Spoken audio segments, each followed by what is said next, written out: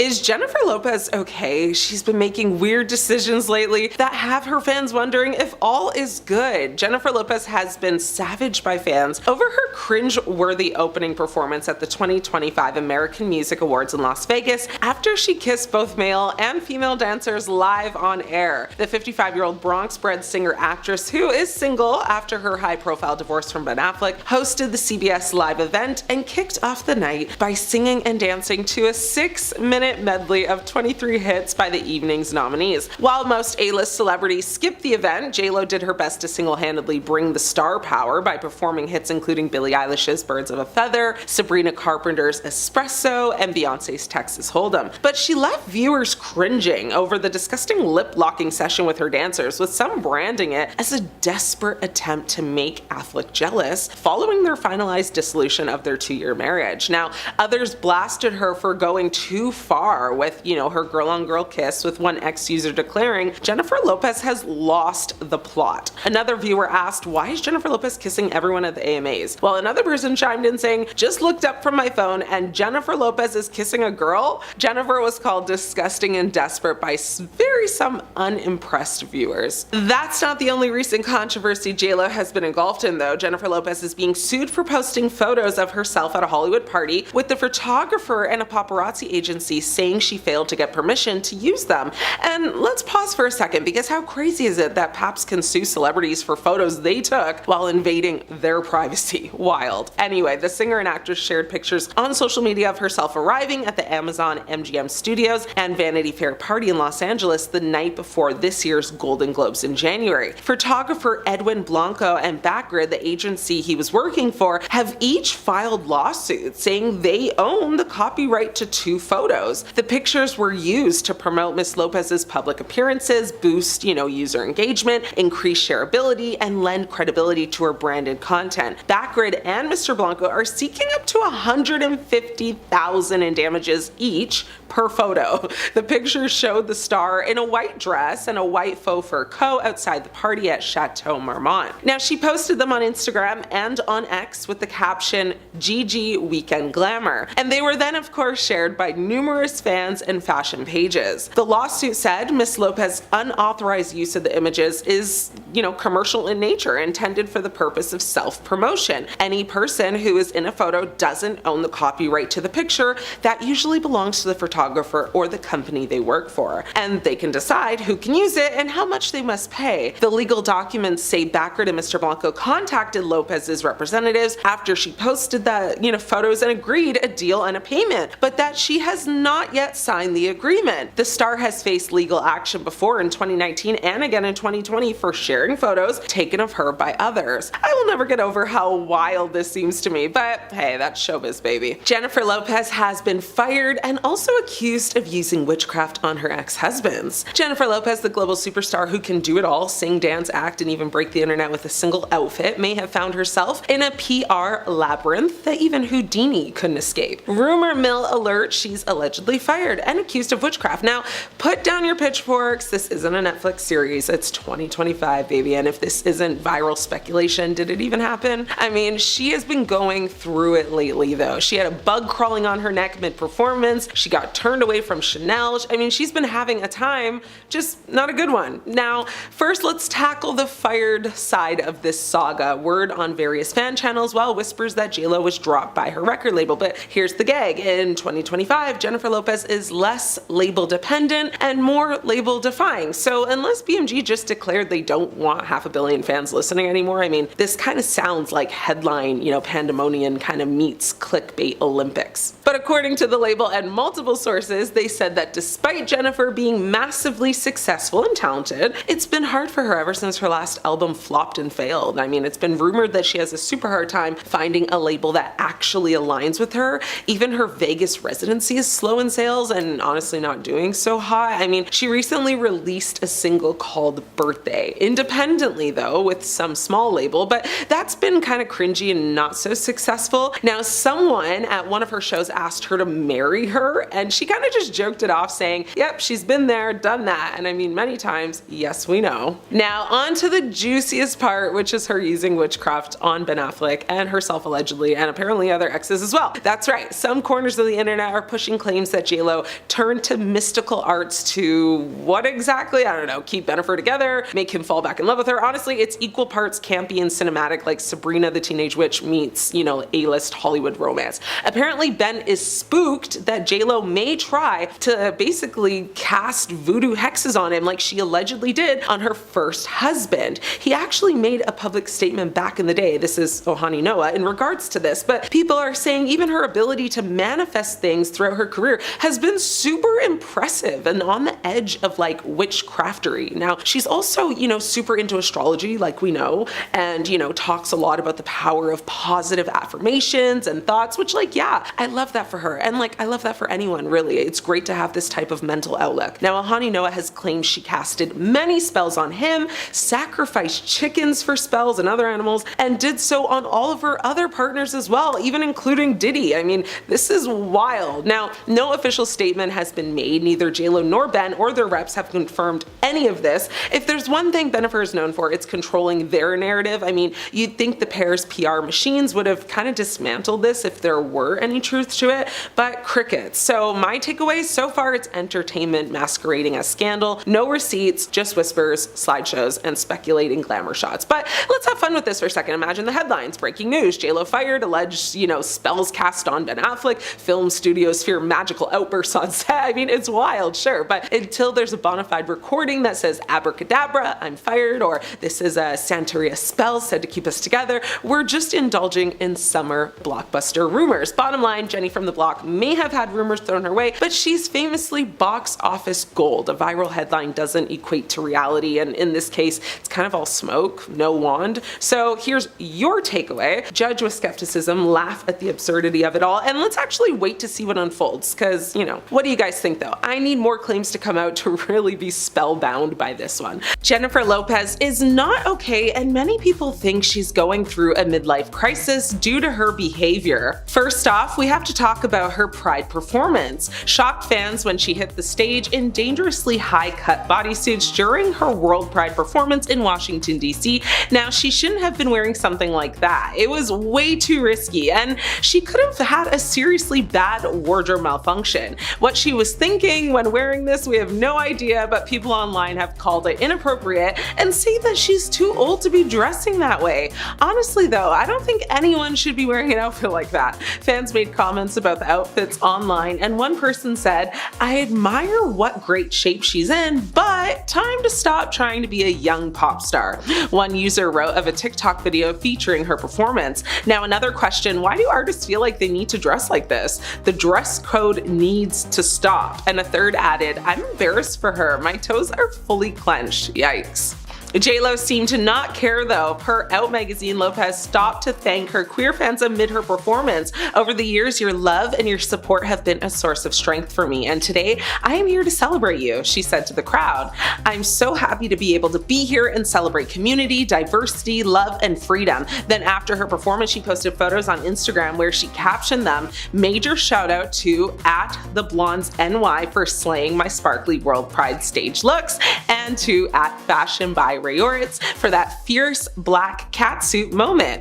If she saw any of the backlash, she definitely didn't care. JLo first hosted the award show in 2005, so this wasn't completely new to her. Unfortunately for her though, the 2025 AMAs was branded as the worst AMAs in the awards ceremony, the 51-year-old's history by many viewers. Now, why may you ask? Well, there were hardly any A-list celebrities there. A lot of the key performances were actually pre-recorded and not live, and there was a ton of drama about who won what awards. Now, overall, the night was just messy, and having JLo's name attached to it definitely was not a good thing. Not to mention, JLo embarrassed herself in her performance when she opened the show with a medley of the most popular songs of the year. Many people felt the performances, fell flat, while others thought it was a desperate attempt to get attention. For example, during the performance, JLo kissed a male dancer. Okay, whatever, but then she went and kissed a female dancer. Many people thought this was an attempt to draw more attention to JLo, bring shock value to her set, but a lot of people online ended up up just making fun of the star and straight up just didn't care about what happened. It just wasn't a good look and made JLo look even more pathetic. Then after the show, JLo made everything about her as she announced her new Las Vegas residency. Yep, it seems like her hosting the show was just a setup for her to promote herself since she had to cancel her last tour, a tour which, by the way, had very poor ticket sales. It seems like JLo is doing all she can these days to get the attention on her, but the truth is, it's actually making people just feel bad for her and wondering if she's truly okay. Jennifer Lopez has been in the news a lot lately, but not all press is good press, and this time she's humiliating herself in ways fans are describing as pathetic. Jennifer Lopez has always been known for pushing boundaries, but lately her latest stunt has the internet buzzing and not in the flattering way she probably hoped for. Fresh off her highly publicized split from Ben Affleck, JLo showed up at the two-day global dance party festival in a jaw-dropping, skin-bearing look that left fans wondering, was this confidence or was it desperation? Critics didn't hold back. Social media exploded with comments accusing the superstar of trying too hard and calling her outfit a last-ditch attempt to stay relevant. Some of the sparkly and burlesque inspired wardrobe, such as a skin tone bikini like two-piece, was designed by the Blondes, a New York-based clothing brand, and others such as the black catsuit with skin tone cutouts across her chest, midriff, thighs, and all other areas were the creation of fashion designer Roy Oritz. Now, many people took to Instagram to share their thoughts. One person said, "You slayed not only the outfits, but every aspect of the show. 10s across the board. So proud of you and everything you stand for." But she did not win over everyone, though. A community of online trolls gleefully nitpicked the singer's daring stage wear that some said reeks of desperation. One person who loathed the overexposed attire wrote, "JLo's desperate attempt for attention and relevancy makes us feel embarrassed for her, pathetic and cringy." For someone who's built a career on, timeless glamour and chart-topping hits, the moment feels very different. Instead of admiration, Lopez is facing ridicule. Some even said it looked like she was begging for attention, using her body as a headline instead of her music. And, in the unforgiving world of celebrity culture, that perception sticks fast. This isn't the first time Lopez has leaned on shock value, from her iconic green Versace dress at the Grammys to steamy stage performances. She's mastered the art of grabbing headlines, but the difference now is the context. Post-divorce with her personal life under a microscope, every move she makes feels amplified. Instead of celebrating her boldness, people are calling it embarrassing. Some fans have argued that she's truly not over Ben Affleck and is just trying to get his attention, hoping he will want her back. Others are also saying that she allegedly is even possibly trying to get her other ex, A-Rod, back in her orbit, which would honestly just be crazy, right?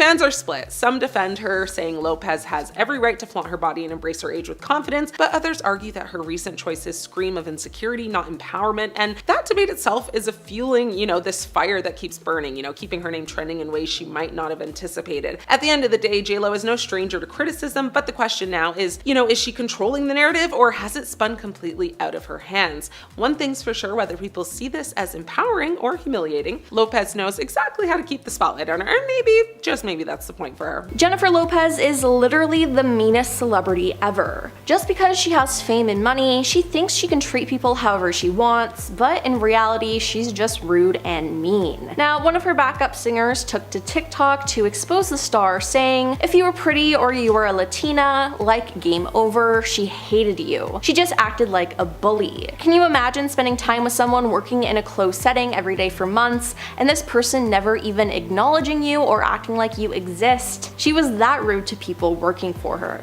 Not to mention, several of JLo's former staff members have come out to say that Jennifer earned herself the nickname Pay Low because she paid her staff around 50% less than they could make elsewhere. Then there was also the incident in 2003 when Jennifer was spotted in Vegas with her then boyfriend Ben Affleck. The pair had a big win and Ben decided to drop a $2,000 tip to the dealer, but before he could scoop up the generous reward, JLo snatched up the cash and swapped it for $200 instead. Then there was also the time when she got a maid fired from her job. Jennifer was staying at the Mila Dusseldorf in Germany, and a maid working at the hotel, Prey Doja, approached the diva's room to get an autograph. Now, she spoke with JLo's assistant, who denied her to see the star. The next morning, though, Prey was fired. She said, "A day later, the cleaning company that employed me at the hotel called and said Miss Lopez had complained. I was fired there right on the phone because of an autograph." Now, that is just messed up. Was it maybe inappropriate for her to ask for an autograph then?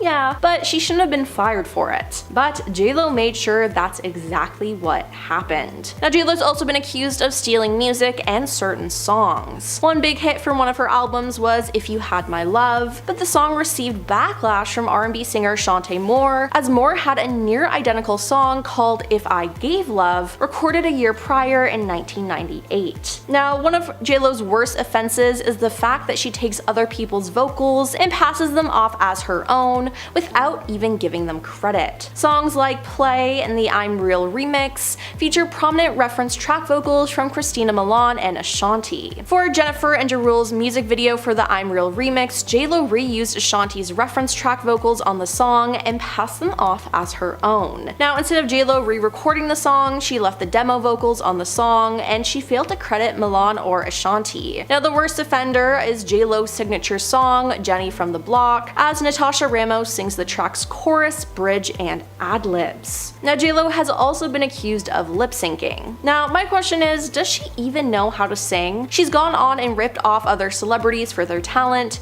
but it seems like she doesn't really have any. I bet you didn't know this, and as if all the Diddy drama he's currently been facing wasn't enough, here's a story you've likely never heard that involves Jenny from the good old block. So, Jennifer Lopez and Sean Diddy Combs dated way back in 1999 after he was a producer on her hit debut album On the Six. The pair split in 2001, and Lopez has remained tight-lipped about the pair's relationship, but in December of 1999, Sean Diddy Combs, Jennifer Lopez, his bodyguard Anthony Wolf Jones, and a 21-year-old rapper Jamon Shine Barrow, a Combs protege, were involved in a disagreement at Club New York in Manhattan that ended with blasting and left 3 people injured. Combs, Lopez, and Jones left the club and led police on a wild chase through New York City that ended with police finding a stolen firearm inside the car.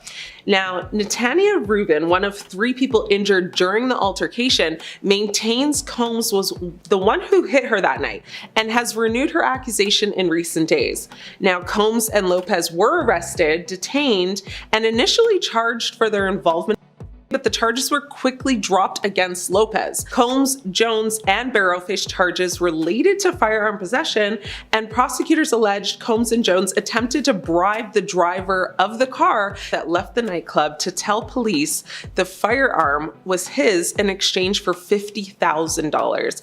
I personally don't see a scenario where $50K is worth like any amount of jail time, but go off. After a weeks-long trial, Combs and Jones were acquitted, but a New York jury found Barrow guilty of 5 charges, including criminal possession of a firearm, aggravated harm, and reckless endangerment, though Barrow was acquitted of attempted homicide. Now, J-Lo actually didn't have much to say then nor now about the incident, but in a July 2000 interview, Lopez described the incident as a complete nightmare and saying that she was scared to death in the car. I had absolutely no idea what was going on, no one did. Since all of the recent Diddy drama has been happening, there has been a call to actually reopen the case, which would require a new or confirmed statement from Lopez, but will she give it? Likely not. Her lips are as sealed shut now as they were in 2000, just like a kiss from a rose. Now, you might be wondering, what does this have to do with J-Lo? How does this make her sketchy or like quote unquote evil? Well, it is alleged that the firearm that injured 3, with one actually hitting one woman in the face, was not only brought by J-Lo, but she allegedly handed it to Diddy the second he started getting into the altercation. So just let that one sink in. I want to actually get into some more juicy J-Lo drama. You remember her 2020 Super Bowl halftime show performance where she took the stage with Shakira, right? Well, it wasn't all footballs and butterflies, okay? Let it be known, there was no reported incident of J-Lo directly dissing Shakira. However, there were rumors of tension between them before and actually after their performance. So let's get into it. Some pre-performance rumors say that reports suggest Lopez and Shakira disagreed over set time and performance length, with Lopez allegedly being the difficult to please one in this instance. Now, rumors also indicated they both had very different artistic visions, but in the end, You guessed it. J-Lo won that battle and basically got everything she wanted, like a real true diva at any cost, it seems though, right? So now one rumor that hit a nerve for a lot of Shakira fans is that when Shakira was doing her like belly dancing, a lot of people saw J-Lo's reaction and basically said she looked disinterested, dismissive, and like essentially disapproving of Shakira's moves. I saw it. Shakira looked fire, like it's giving jealousy by J-Lo.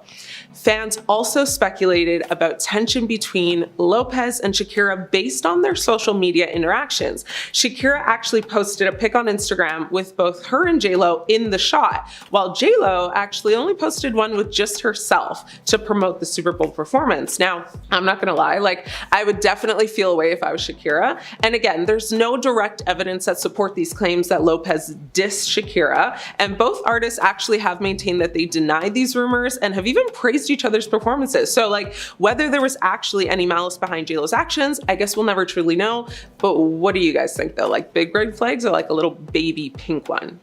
I want to talk about J-Lo's lack of accountability, and this may not seem evil or like a red flag, but ask yourself this again once I'm actually done. So J-Lo has been accused of many things. Like, okay, let's forget that she's a diva in her own right, and maybe she has even like earned that title.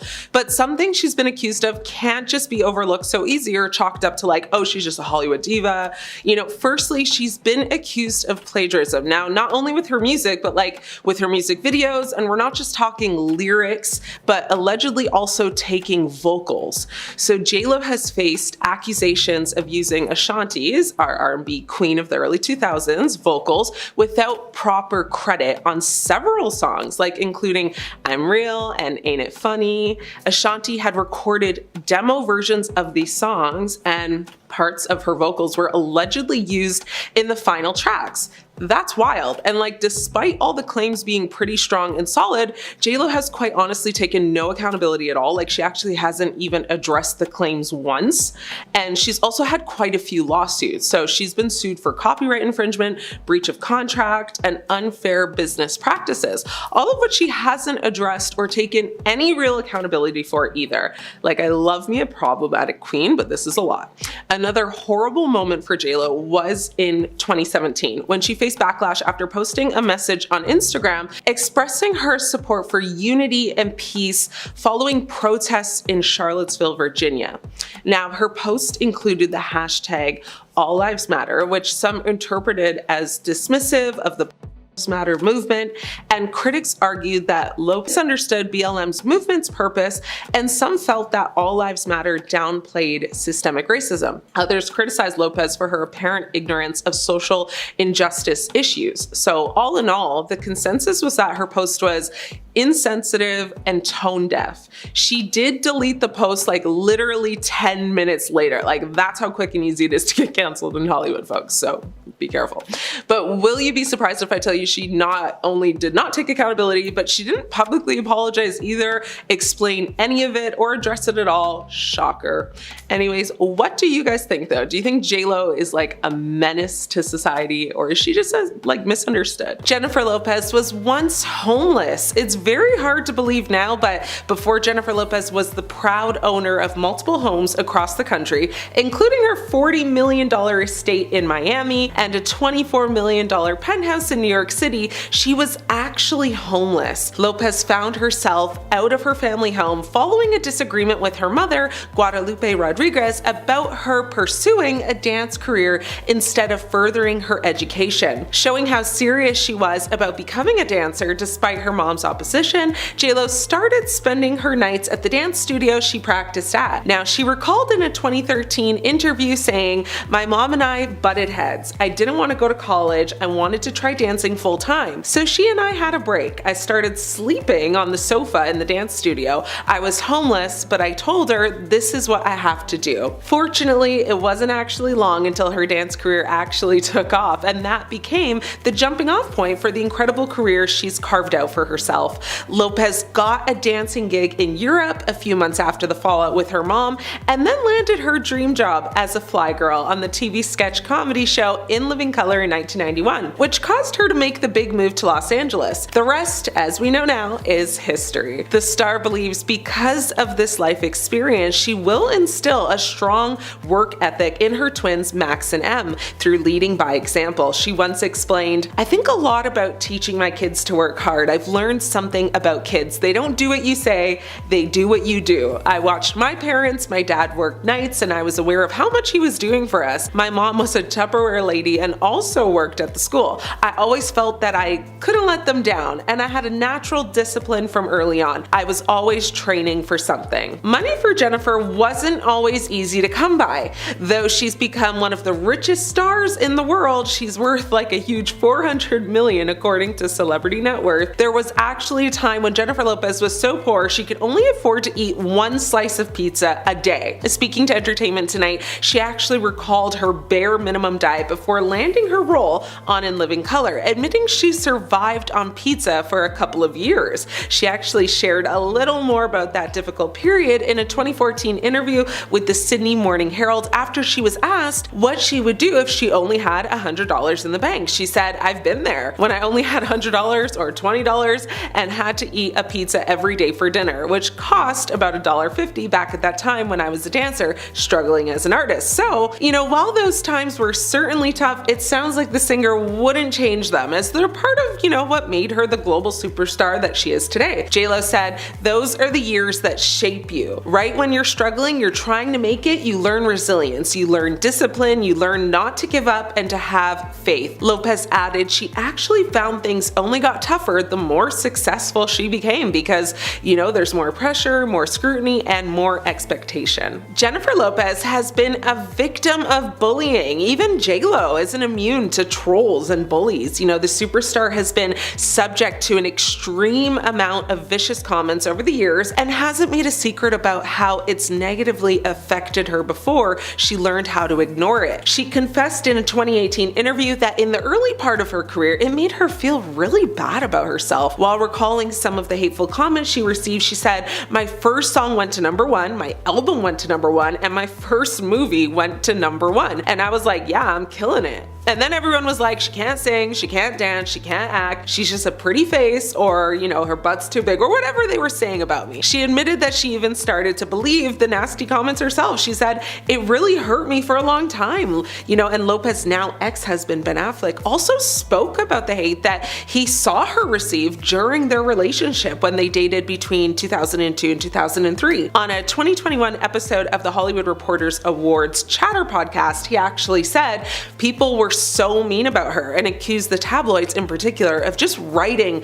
horrible things about her. He said, "Ugly, vicious stuff was written about her in ways that if you wrote it now, you would literally be fired for saying those things." Jennifer Lopez had a very close aunt pass away that absolutely devastated her. Jennifer Lopez has made it no secret of her, her close relationships with her family members, and was left devastated after her Aunt Rose passed in 2019. She shared a heartbreaking and touching tribute to her aunt, who she affectionately referred to as TT Rose, on Instagram in August of that year. She told fans how much she loved and admired her. Lopez shared her admiration for her long marriage to her uncle, who Rose was actually laid to rest next to. She wrote that the late couple's 3 children were her closest cousins growing up, and told fans that they had, such a close bond that she considered them to even be sisters. She said, "Today we lay to rest my TT Rose. We will lay her next to our beloved uncle, as was her wish, who were married their whole lives and had 3 beautiful daughters.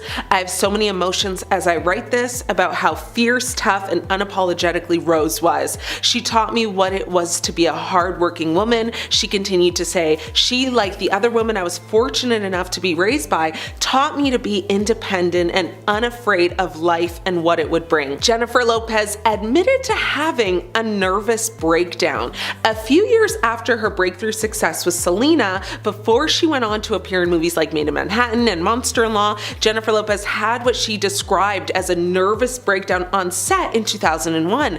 Lopez was shooting for the drama movie Enough and found herself suddenly hit with an unexpected wave of emotion. She went on to recall it in 2008, saying, "I was like, I don't want to move, I don't want to talk, I don't want to do anything. I had a nervous breakdown." Lopez said there was no telltale signs that it was coming, panicking and shared the terrifying details of how, initially, she had no idea what was happening to her and had, to sit and do nothing in her trailer to calm down. She continued to say, "It's funny what tricks your mind plays on you. I just didn't want people to think I was falling apart, but when I look back on it now, it's so odd to me that those are the words I chose to say. I am not weak." She recalled how her bodyguard had to put her in the car and she went straight to the doctor, who diagnosed her as being sleep deprived and overworked. The doctor tried to prescribe her pills, though she declined them, and Lopez was told not to go back to set until she had at least 2 days of sleep. She did, and fortunately the superstar was okay, but she also recalled a time she was sitting in her trailer again and suddenly completely froze. And she let her self-care needs completely go. She said, "I found myself physically paralyzed. I couldn't see clearly, and then the physical symptoms I was having started to scare me and the fear compounded itself." Again, Jen was taken to the doctor, who basically told her she needed to make like a huge lifestyle change. No caffeine, lots of sleep, and lots of exercise. So, she made the changes, and although she had many anxiety attacks here and there, she's overcome the scary sagas and credits her lifestyle now to just calculated moderation. Jennifer Lopez struggled a lot with her parents' divorce. Jennifer Lopez's parents didn't have the traditional happy ending to their romance, as their union ended in divorce 33 years after they tied the knot. The split took its toll on their daughter, and she struggled to return to their family home after a very difficult conversation about their split. For a 2013 interview with W, she went home for the first time since her parents called her and her siblings, and she went back to tell them about their divorce. She said, "I think that's why I was nervous about coming here today. It's like seeing someone from the past. You're afraid to run into them because you never know if it's going to be like a wow or if it's going to be very difficult. This is a combination of both." But despite the demise of their marriage, Jennifer doesn't have a bad relationship with her parents or bad memories of her childhood growing up in the Bronx. She actually credits her mom and dad, for her strong work ethic, noting she learned how to work hard by watching them. Now, I can't leave this conversation without talking about just how tragic her love story with Ben Affleck has been. We all got a glimmer of hope and a feeling of nostalgic redemption when Bennifer 2.0 was in full swing. Personally, I was very happy. I don't know about you guys, but I was living for it. Being a very lukewarm fan of J-Lo and a medium spicy fan of Ben's, I actually rooted for them back in the early 2000s, and when news of Jennifer Lopez and Ben Affleck's divorce broke, 2 years after they married and 2 decades after they first fell in love, entertainment reporters began discussing it like crazy. Affleck and Lopez first dated between 2002 and 2004, and even at their heights, both of them could sell more magazines than tickets. Now, both of them were beautiful and inoffensive and seemed to fear and feed on the attention they got. Like many of our most enduring stars, she is now perhaps most famous for being her, J-Lo. He is mainly famous now for looking sad and depressed all the time, but the dissolution of one of 2020's most shocking celebrity reunions was made official on January 6, bringing an end to a whirlwind saga that began back in 2021 when Ben and Jen reunited before getting officially married the following year. Now, despite how sad, fans might be about their undoing, a source close to J-Lo has said that she's in a really good place and just wants to close the door on this crazy chapter. The only silver lining is that she's keeping the $5 million wedding ring like all the others that she's kept. And listen, I don't want, their sad ending to discourage you from spinning the block though, because look at Nelly and Ashanti, they're happy and thriving. All jokes aside, I do hope J-Lo finds peace and love in this new year. Now, J-Lo is a performer, not really a singer. I mean, J-Lo claims she performs and sings live, but that isn't always the case. In November of 2021, she was slammed by music fans for allegedly lip-syncing during her American Music Awards performance as she took the stage to carry out her brand new song, On My Way, Marry Me. An angry viewer ranted, "Come on with the overproduced singing, this commercial sounds exactly like her live vocals just did." A commenter pointed out, "Now why are you lip syncing? You have a great voice, just sing the song." Now, this isn't the first time this has happened though, as in 2014 she was caught lip syncing her performance of I Love Ya Poppy on American Idol. And again, fans were not happy about this. But should we really even be shocked? I mean, JLo doesn't even sing her own songs in the studio versions. Now, for example, her song Play is sung by AM to PM singer Christina Milian. Christina wrote the song and she sings Play's entire chorus. Ashanti has also lent her voice to JLo, playing it off as her own. In fact, you can hear her singing on Ain't It Fun and I'm Real. Ashanti spoke about this in 2014 and said, "I wrote Ain't It Funny. I demoed the record for her before I was signed and they kept my hook and some of the background and ad-libs and stuff like that. It was bittersweet because I was really excited that it was JLo, but I was so mad at not being able to have the record for herself," she said. Shauna Harrell is also alleged to be responsible for some of the vocals in If You Had My Love, and Makeba Riddick apparently is the voice behind All I Have. Now, the chorus from her song Jenny from the Block was rumored to have been sung by Natasha Ramos, who demoed the song. Now, in fact, Natasha addressed the claims in 2019, tweeting, "JLo did indeed go in the studio and lay down some background vocals over mine. So I wouldn't say she's so much lip syncing, however the backgrounds are predominantly me and some ad-libs and laughs are as well." When fans found this out, they called out JLo for lying and branded the music industry trash and insisting that Jennifer should not be famous for work she never did.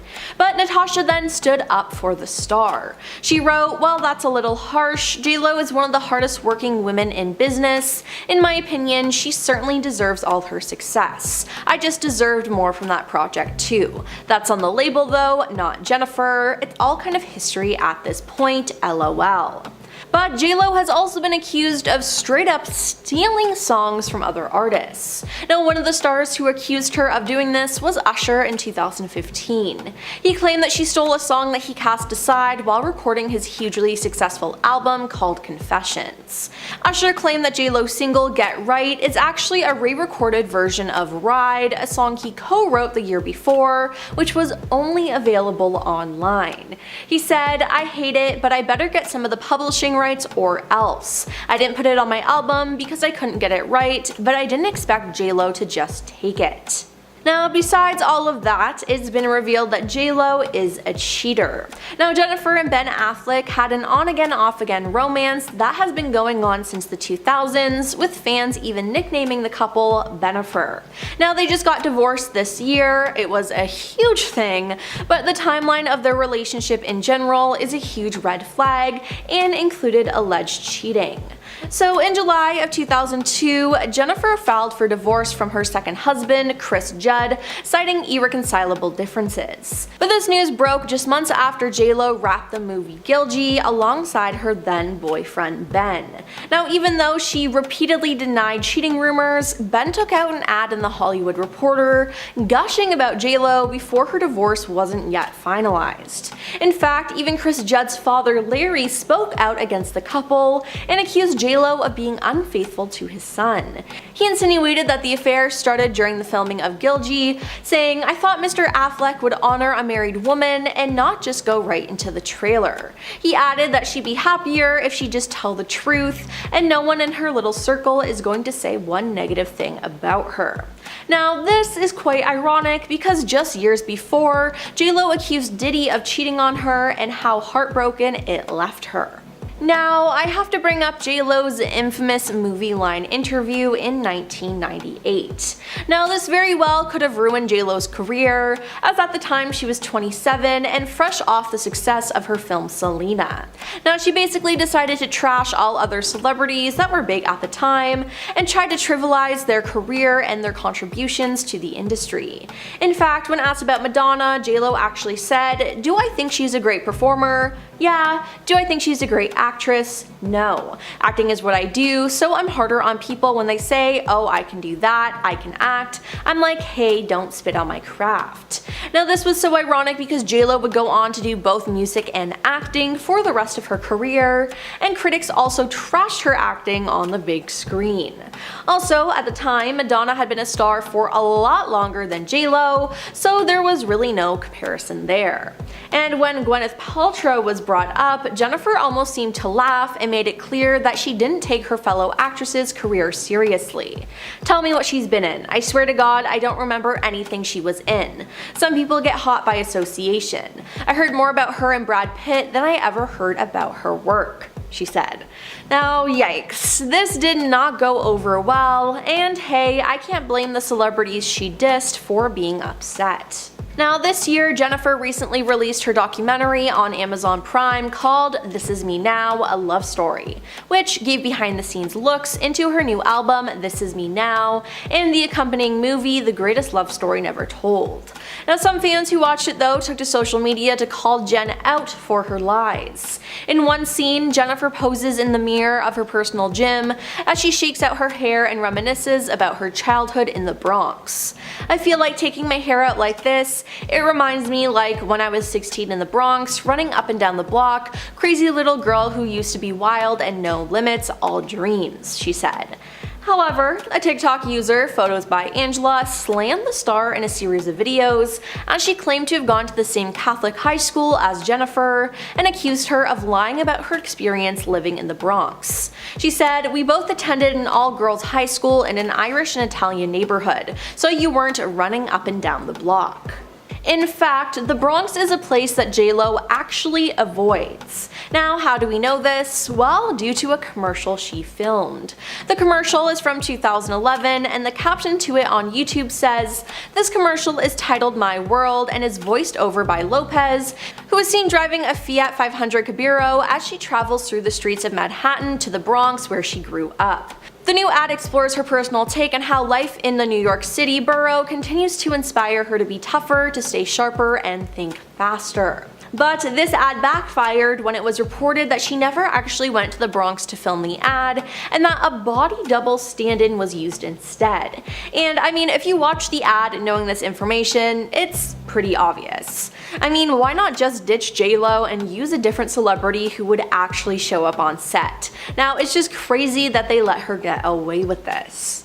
Well, J-Lo was married to her first husband, Oani Noah, for only 11 months, but the short union caused years worth of court appearances and drama, and it's still going on actually, even after over 2 decades. About $21 million have been thrown around over the years between all the involved parties. Noah, it seems, has worked in 2 major careers during his lifetime, entertainment and the restaurant scene. He met and married J-Lo when he was a waiter. Leading up to the divorce, he had opened up his own restaurant, and then post-divorce he managed J-Lo's restaurant after she asked him if he wanted to do it. Honestly, when it comes to the restaurant aspect of it all, him and J-Lo seem like they're on pretty good terms until 2002, but we'll get into that. Originally, it seemed like he just resented her for issues when it came to Hollywood. Noah has accused J-Lo of using her connections to prevent certain TV shows and people from working with him, tarnishing his reputation by allegedly spreading rumors and taking him to court and things like that. It turns out that the show he might have been talking about being barred from was American Idol when J-Lo was judging. Allegedly, he was planning to make an appearance, but due to his history with the star, it was stopped by her. Both parties have made it clear that they went into this marriage to stay together and tried to work things out. J-Lo said she was raised to be family-oriented, and Noah said that as a pioneer and the first of her husbands, he was a good husband because he believes in marriage, supported J-Lo at the beginning by dealing with her insecurities and anxieties. Noah recently shared his perspective on the beginning of the end. It all fell apart thanks to distance, cheating, and Sean Diddy Combs. J-Lo dated Diddy right after her divorce from Noah. They met while J-Lo was married to Noah, but when being interviewed about their relationship, both stars were adamant that nothing happened until J-Lo was divorced. J-Lo actually said she didn't even like Diddy at first. Clearly, Noah believes differently. He's hinted that he believes J-Lo was cheating on him with Diddy. In addition to working together on a music video, Diddy was involved with J-Lo's first album. At the time, when J-Lo was working on this album, she, according to Noah, had to be in either Miami or New York, but he had to stay in LA to open his new restaurant. He claimed that having the distance between them, plus J-Lo meeting future partners, Diddy and Mark Anthony as well, during that time, resulted in problems the couple just couldn't fix. Despite what sounds like a lot of problems, the couple said they split on good terms, though Noah was heartbroken over it. Him and J-Lo actually found their way back into a partnership with each other, although the context was a lot different. She was opening her own restaurant and needed a manager. manager. Noah has a lot of experience in the field, plus even though they weren't together anymore, she still viewed him as family and wanted to take care of him. She apparently promised him that she wouldn't fire him from the position unless there was a good reason. Noah held that position for 6 months before being fired for a reason he never figured out. He claims that he tried to contact J-Lo, but she wasn't answering him, so he escalated the situation and sued for damages. It did go in his favor. He got $125,000. In comparison to later court dates, the amount of money will seem pretty small, I promise. The $125,000 came with a condition though. The man must never publicly speak about his past relationship with J-Lo negatively. But something must have happened then that stung deep, because Noah broke this condition only a few years later when he tried to publish a book that was exclusively about his romance with Jenny from the block. It was going to include all the cheating allegations per some court documents, based on other comments from Noah in future interviews where he said that he would deal with J-Lo's insecurities, he hated being on the red carpet despite her wanting him to appear with her, and how the couple would often fight and pretend everything was okay. It's likely that the book was not going to be a kind reflection of J-Lo, and this is where the cover-ups started. J-Lo obviously did not want a book by her ex in rotation, so she blocked the release. Taking her ex to court, her representation argued that Noah breached their previous contract, that he would keep the details of their relationship under wraps. This time, the courts ruled in favor of Lopez, and she was awarded $545,000 total. $200,000 of that was damages, the rest for arbitration costs and attorney's fees per CBS News. It was also reported that everything related to the book was to be given to Lopez. It was at this hearing that a permanent injunction was issued. Noah could no longer criticize, cast in a negative light, or otherwise disparage or cause disparagement to Lopez. Despite the injunction, Noah would go on to attempt to release a movie about the relationship that would allegedly include home videos of Lopez. She sued for $10 million, won, but then was sued by a producer for that film for $10 million. That was dismissed though. It's clear that J-Lo really is not interested in the public finding out the details of her first marriage. Awani Noah's potential film about his relationship with Lopez was allegedly supposed to be a mockumentary or like a parody style film. I guess they thought that they would get around the rule against Noah that he had to refrain from disparaging J-Lo publicly. There was also the rumor that it was going to include some of over 11 hours of unseen private home footage of the couple. That was in pretty clear violation of the rules, so it makes sense that J-Lo and her team stepped in. She sued for $10 million for, per today, breach of contract, violation of publicity rights, invasion of privacy, and more. So that affected Noah and producer Meyer for that film, but the other producer of the film, Vasquez, was not included, so they hit back with their own lawsuit. They were suing J-Lo now, also for $10 million.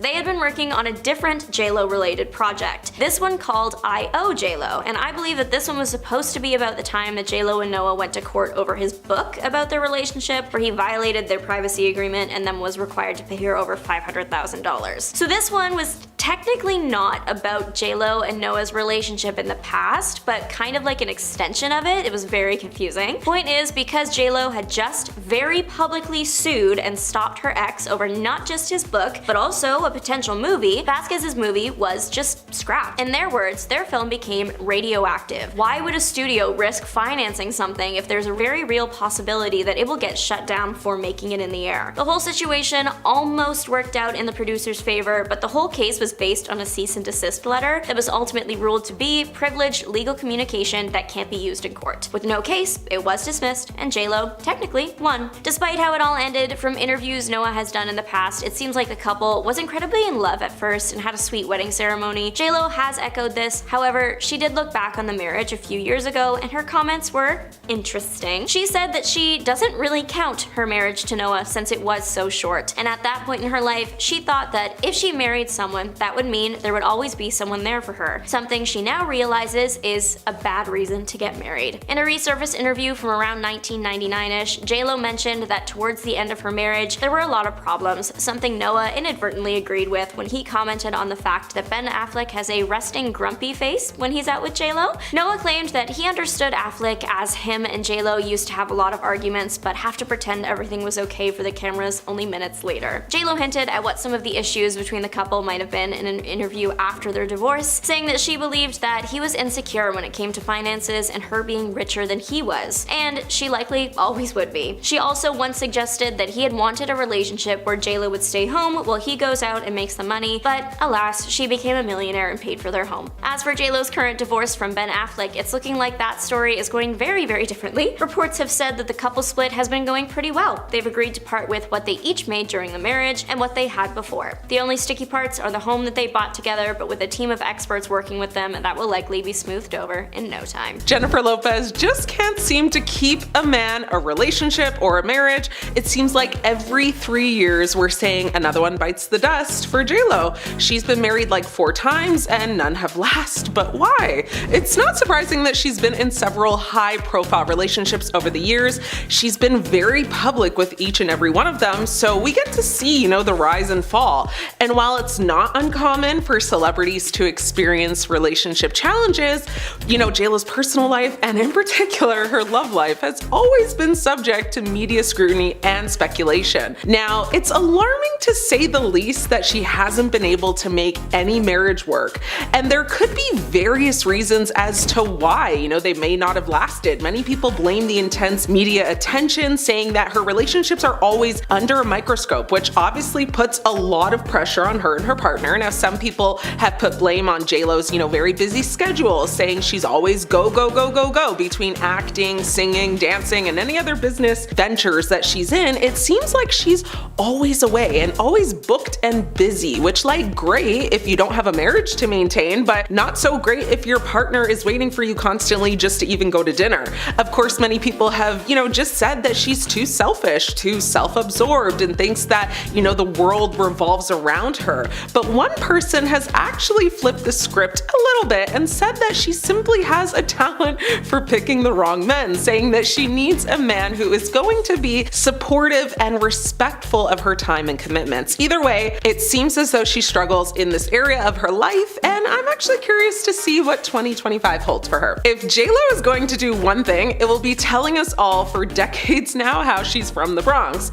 But the question that's, popped up over and over and over again over the years is, how authentic is she when she discusses this and makes claims that just don't seem to add up? JLo's 3-part self-funded album and documentary projects, This Is Me Now, the album, the movie, and The Greatest Love Story Never Told, the documentary, had some moments that went absolutely viral for the wrong reasons, of course. Now, in one clip while working out, she sees her messy hair in the mirror and very earnestly kind of references her days as Jenny on the block. She says, "I like taking my hair out like this. It reminds me when I was 16, in the Bronx, running up and down the block, crazy little girl, who used to just be so wild with no limits, all dreams."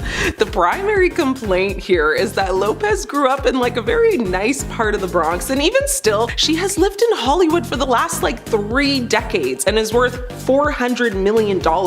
So she should stop acting like she's repping the Bronx from what is probably her private gym. Now, the funnier part about all of this is that this one particular scene apparently got rehearsed 12 times, and so it wasn't natural and just off the top of her head she wanted it to be portrayed. One person on TikTok claimed she and Lopez had gone to the same Catholic high school and accused Lopez of actually, using the Bronx to look human. She said, "We both attended an all-girls high school in an Irish and Italian neighborhood, so you weren't running up and down the block." Another person said, "Girl, you haven't been to the Bronx since 1993. Please stop." With another person adding, "She should just build a community center in the Bronx, invest in cleaning it up, putting in a nice park. She could even put a statue of herself for her ego and start, mentoring kids growing up in the Bronx." Someone even found an old photo of JLo with her hair from high school, and it wasn't giving crazy and running up and down no block. It was giving kept and clean private school energy.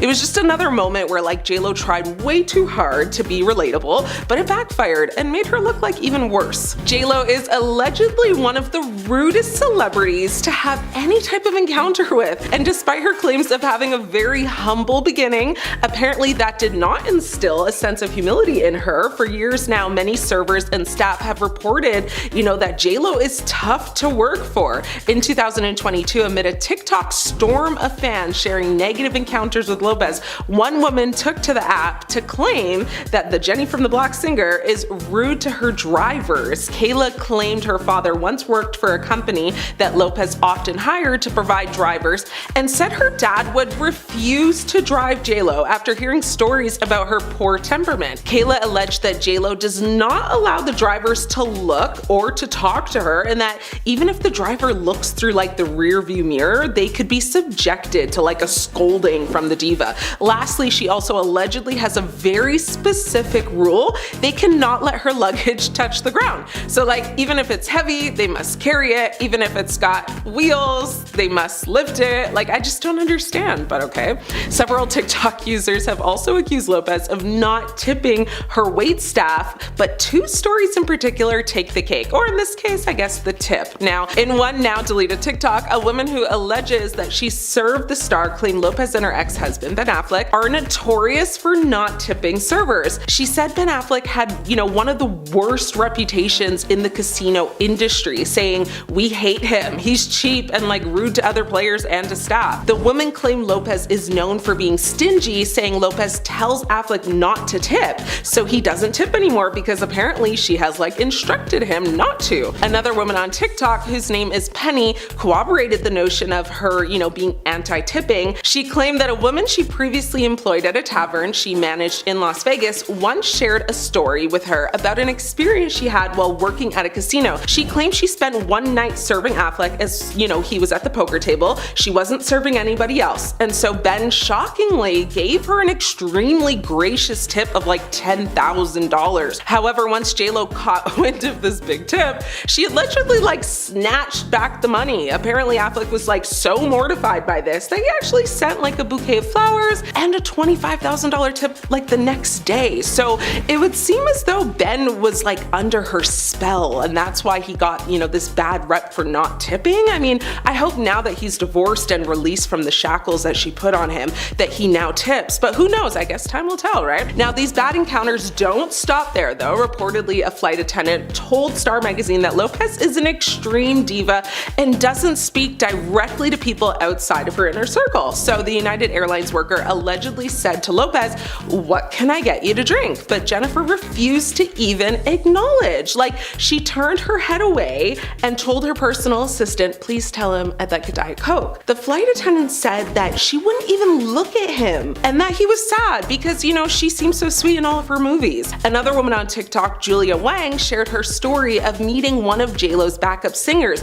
Wang alleges the woman was part of like a Vegas concert that JLo was performing for. She said she was so mean to her backup singers, and that if you were pretty or if you were a Latina, like game over. She hated you like automatically. Wang further claimed that JLo refused to talk or even look at any of them during their many hours of rehearsal time, except for like an occasional eye roll or like a huff and puff. Wang continued to say, she just acted like a bully. Can you imagine spending time with someone working in a closed setting every single day for months, and this person never even acknowledges you or acts like you exist? She shared that JLo's demeanor does like a complete 180 when a man walks into the room. She only treats the woman poorly because she views them as competition. But the second a man enters, she's like all smiles, very sweet, very soft. And also, I know you may know about this incident, but it's worth revisiting quickly because of how horrible it is. Jennifer Lopez allegedly once got a hotel cleaner fired. Prey Dodage happened to be cleaning Lopez's hotel room in Germany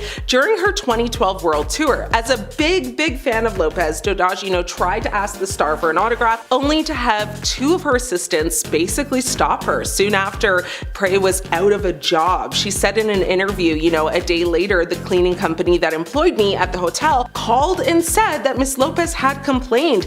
I was fired right there on the phone because of an autograph. JLo received so much backlash for this one because she literally played the role of a hotel maid in her movie Made in Manhattan. And during the release of that film, all of her press tours for it, she talked about the importance of being nice to everyone and how she could relate to her character in many ways in hopes that people respect anyone who finds themselves in that profession. Now, it's so ironic that years later she would not practice what she preaches and would end up getting this lady fired for like an autograph request. Like, that's insane to me. Nevertheless, all of these stories are like a dime a dozen. There's like countless allegations against JLo and her very problematic behaviors. People are getting so sick of her kind of like diva-isms, and she may need to eat a big slice of like humble pie supply suit if she wants to gain some momentum back. JLo has made many enemies in her world, with many being those who work for her. They've leaked some awful details about her and shown just how horrible she is. Now, Gilly Liar had been a longtime assistant to JLo before she quit and went to work for Mariah Carey in 2013. It's been said that the main reason why she quit was because of JLo's boyfriend at the time, Casper Smart.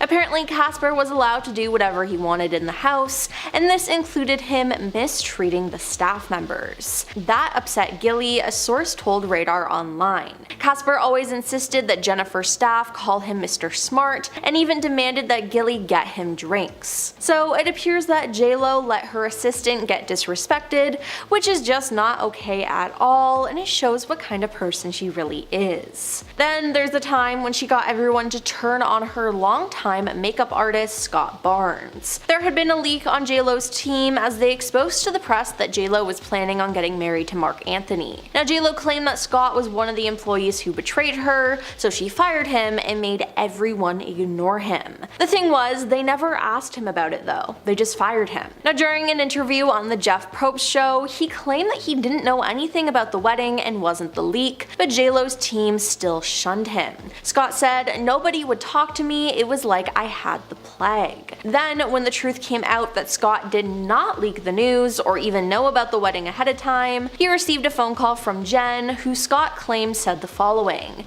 It was like, "Hey, it was a big misunderstanding, you know we have a lot of stuff coming up and I really miss you, so let's just get back to work." Although Scott was very gracious about the whole thing, it appears that JLo did not apologize to him, and it's just crazy to me that he went back working for her and that no one put a stop to her behavior. Now, near the end of last year, Elon Musk was speaking on the Joe Rogan Experience when he began talking about JLo's criticism of the recently elected president and his remarks about Puerto Ricans. Elon then brought up JLo's personal history with Diddy as she dated him from 1999 to 2001. He said JLo was like his ex-girlfriend and now all of a sudden she's warning people about this person, but how many people did she warn about Diddy? Oh, 0. Maybe we shouldn't trust her opinion. He added people in the music industry had to know that Diddy was doing these things. Where's that accountability? They had to know. Now, Ojani Noah, JLo's ex-husband, claimed that she was involved in Diddy's freak-offs that came up in his federal indictment. "I'm not on the list," Ojani wrote on Instagram. To those people and media outlets asking if I ever went or participated in that piece of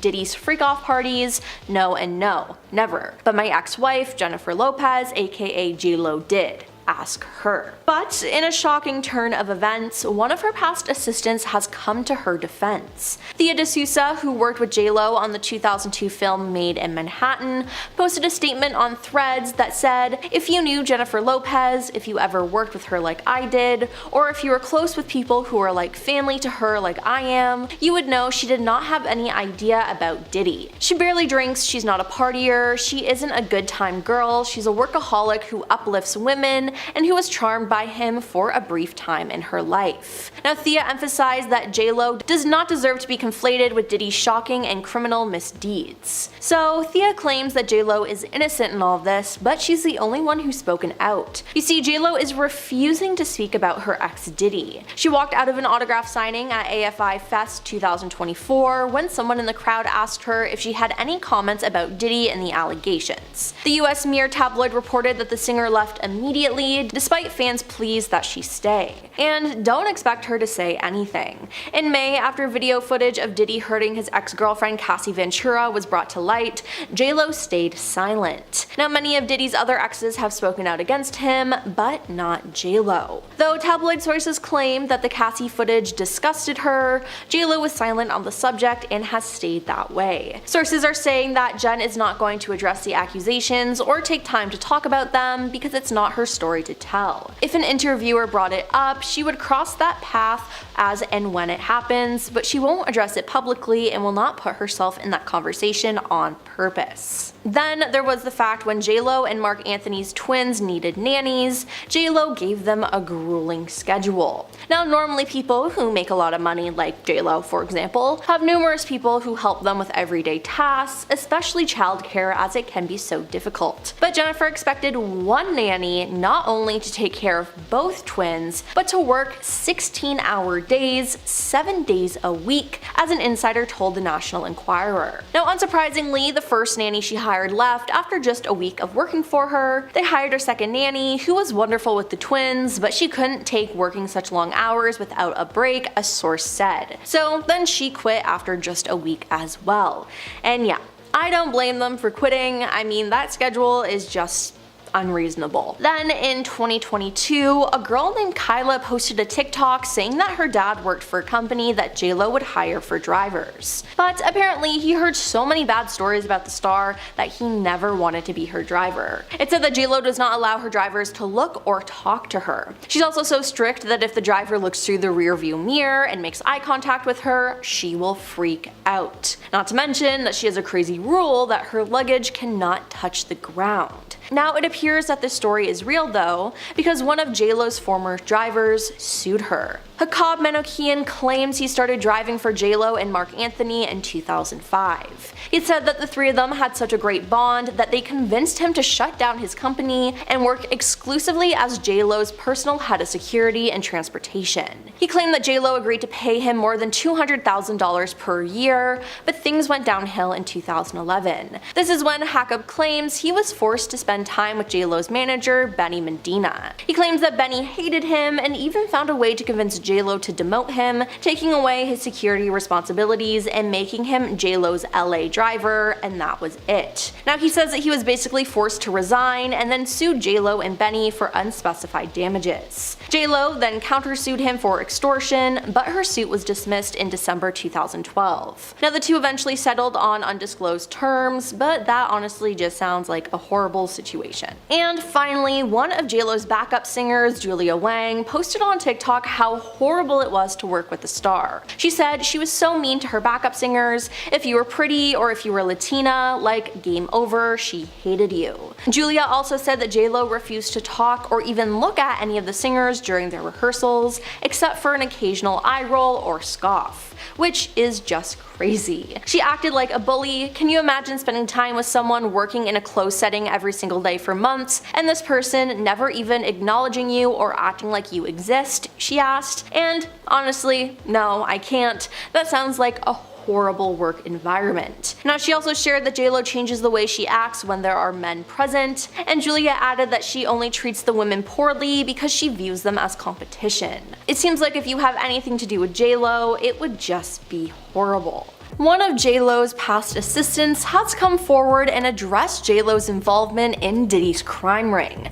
And let me tell you, it's not what you think at all. Thea D'Souza, who worked with JLo on the 2002 film Made in Manhattan, posted a statement on Threads recently that said, "If you knew Jennifer Lopez, if you ever worked with her like I did, or if you were close with people who are like family to her like I am, you would know she did not have any idea about Diddy. She barely drinks, she's not a partier, she isn't a good time girl, she's a workaholic who uplifts women and who was charmed by him for a brief time in her life."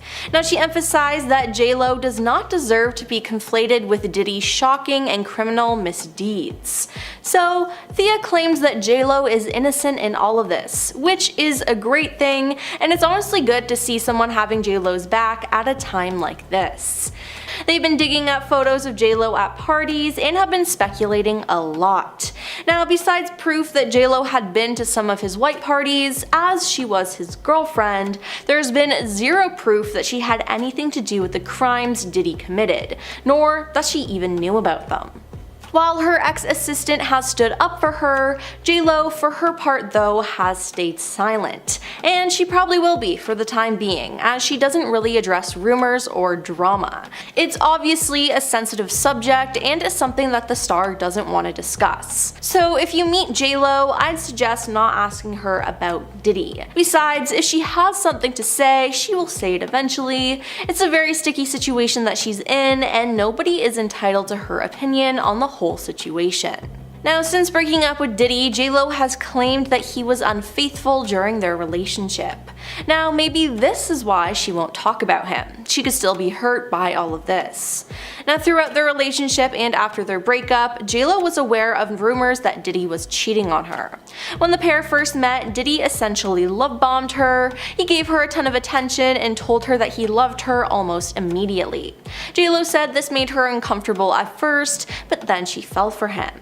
As their relationship wore on though, the feelings of doubt crept back in. It was the first time I was with someone who wasn't faithful, she told Vibe magazine after the breakup.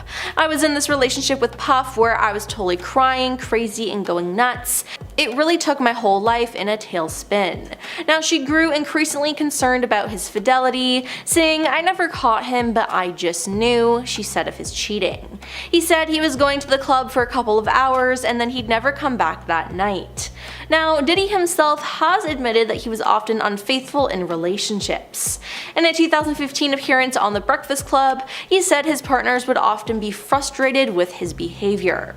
Now, JLo later admitted they broke up and got back together far more than the public knew, which honestly isn't healthy at all. But in 2001, the couple ended things for good. It was scary, and we broke up many times before that and got back together and broke up again, and nobody knew about it. Now, it seems like JLo was more stressed out about everything regarding this relationship than participating in Diddy's extracurricular activities. Yes, she attended some of his parties, but that was only when they were dating, and she didn't know what was happening behind the scenes.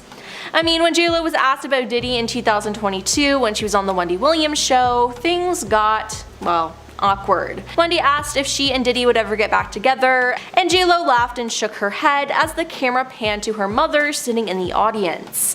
Now JLo's mother looked furious as she shouted no while waving her hand back and forth. Now reposting the clip on Twitter, one fan wrote, "Some of y'all didn't catch JLo's mom's reaction when Wendy Williams said this." Yeah, I feel like this says a lot about their relationship. Clearly there was something going on and she didn't want to be associated with him anymore. And the fact that JLo's mom doesn't like Diddy, that speaks volumes. Recently, some shocking information was revealed from someone who attended Diddy's exclusive parties.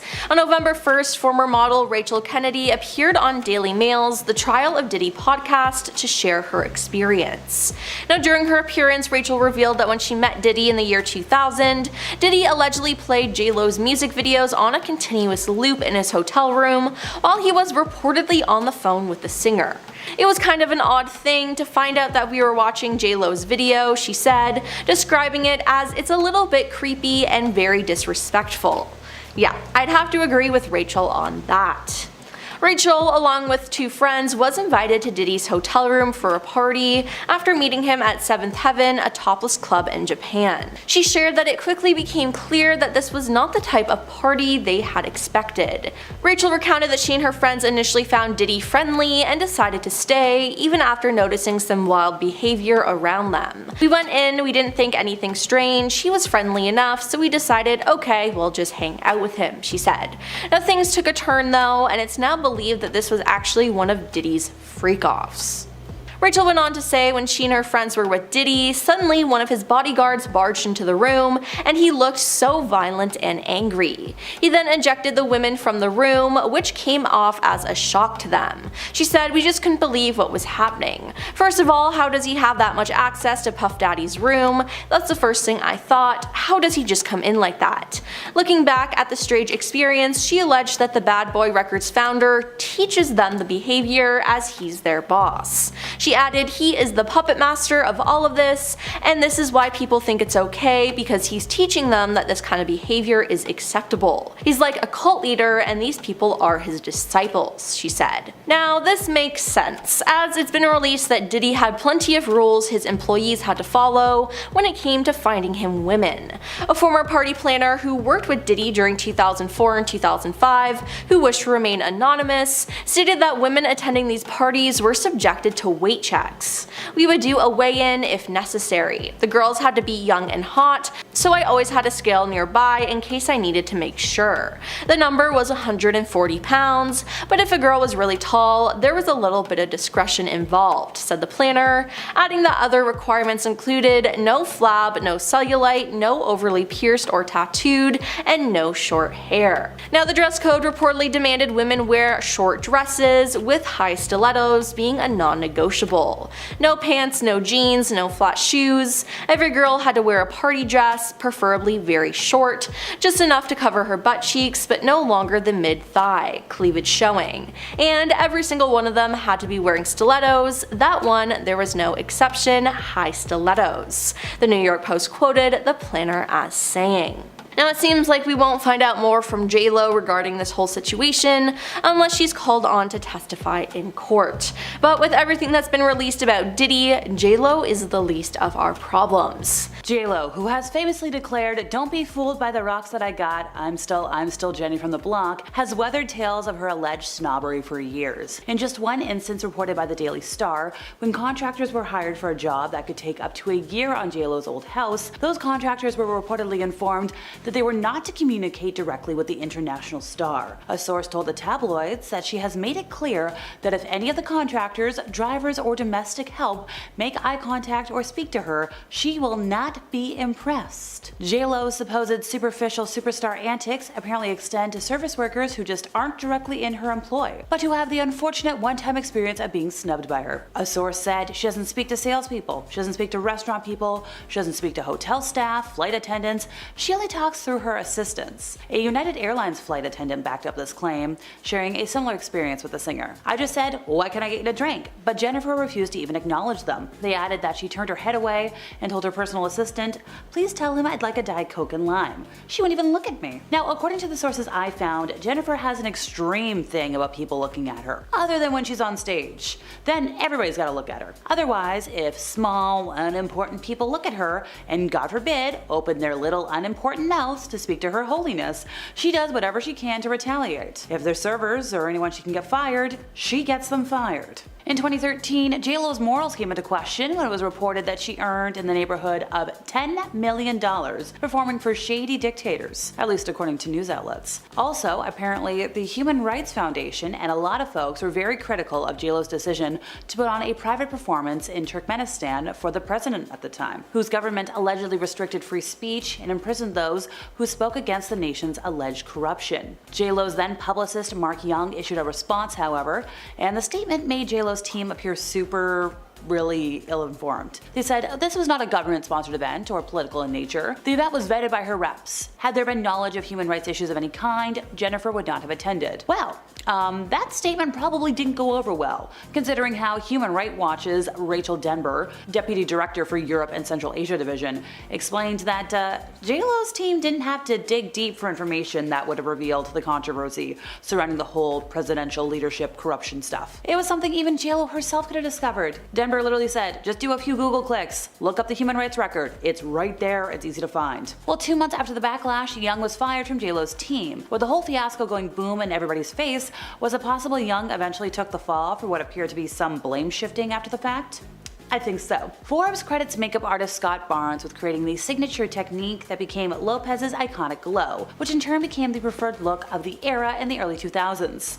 The makeup artist has worked with J-Lo since the year 2000, whether it was serving as J-Lo's personal makeup artist for her role in 2019's Hustlers, or for the Super Bowl performance, or whatever it may be. And while their working relationship and friendship spans 2 decades, there was a time when Barnes apparently didn't have her love. Barnes spilled the beans during an interview on the Jeff Probst show after rumors circulated that Barnes and 2 others leaked plans of J-Lo and Anthony's secret marriage. J-Lo's team shunned him. He said, "Nobody would talk to me. It was like I had some sort of disease." When the truth came out that Barnes did not leak the news or even know about the wedding ahead of time, he received a phone call, presumably from J-Lo, whom Barnes claimed said the following: "It was like, hey, it was a big misunderstanding, you know, we have a lot of stuff coming up and I really miss you, so let's just get back to work." And although Barnes was extremely diplomatic in his recounting of the temporary fallout, it's clear that he never received received a direct apology, or even a real apology. What's even more interesting is that considering Barnes and Lopez quickly reconciled, he chose not to keep this story about her in-house. So I guess he's the one person she didn't have sign an NDA? Hakan Manoukian began chauffeuring J-Lo and her then-husband Mark Anthony around in 2005